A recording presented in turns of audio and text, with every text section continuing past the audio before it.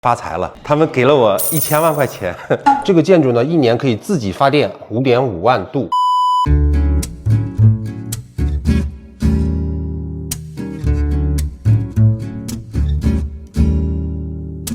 大家好，我是魏洪涛，让我来说你能听得懂的设计。之前啊，我们拍了很多别人的建筑，今天呢，我带大家第一次看一下我设计的一个建筑作品。我背后呢是属于宁德下党乡的贝坑山村，在这里我们跟宁德时代合作，在一个绿色的、充满自然生机的茶田里，空降了一个类似于莫比乌斯环的零碳建筑。这个建筑也将成为宁德时代未来绿色零碳战略的一个标杆。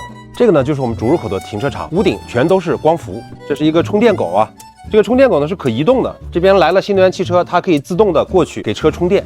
那这里边的电呢，也都是从这个光伏的顶上发的电，包括这个导览车能源全都是从这个屋顶光伏发的电。我们一般意义上讲的绿色建筑啊，都是低能耗建筑，而这个建筑呢，宁德时代用它最先进的光伏和储能的技术，把它变成了一个真正意义上的零碳建筑。这里呢，之前用的是铝板啊，有点不是很平整，后来呢，我们把它全部换成了 UHPC， 是一种超高性能强度的混凝土，整体性很强，特别适合用于这种复杂的3维曲面的建筑造型。整个建筑设计的概念呢，叫永续的莫比乌斯能量之环。感受一下啊，这个环所形成的一个3D 的楼梯的空间。整个的屋顶啊，全都是可以发电的。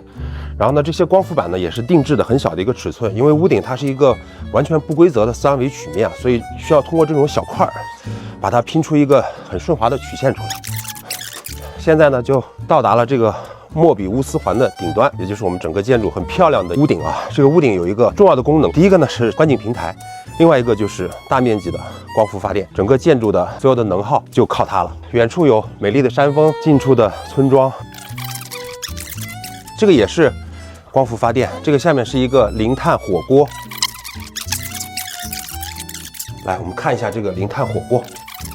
之前呢，一开始呢，我给他们建议的是用那个天然气啊爆炒，但是呢，因为这个建筑是一个100%的绿色建筑，我们必须用电磁炉，用电啊，这个电呢是从屋顶还有那个停车场发的电，来供我们这边电磁炉的一个使用。在这个餐厅啊，有非常通透的像苹果店一样的玻璃，然后呢，我们的前景是一个很有历史感的村庄，远景呢又是绿色的山峦，所以在这里吃火锅的感觉特别舒畅。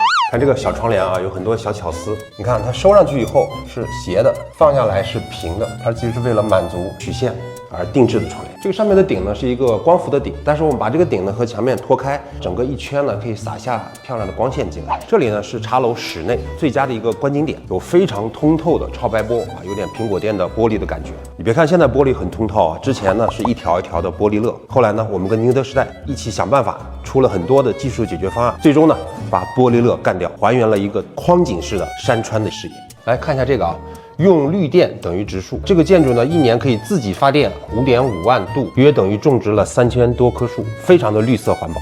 下党这里呢，盛产高山红茶和高山绿茶。我们可以看到啊，它这里有白牡丹、金银花、功夫绿茶啊，很多的种类。一会儿呢，咱们到2楼去品一下茶。发财了，他们给了我1000万块钱，开玩笑啊！其实这个是宁德时代补贴当地的茶农的1000万元，用来维护当地的经济、农业生态的发展。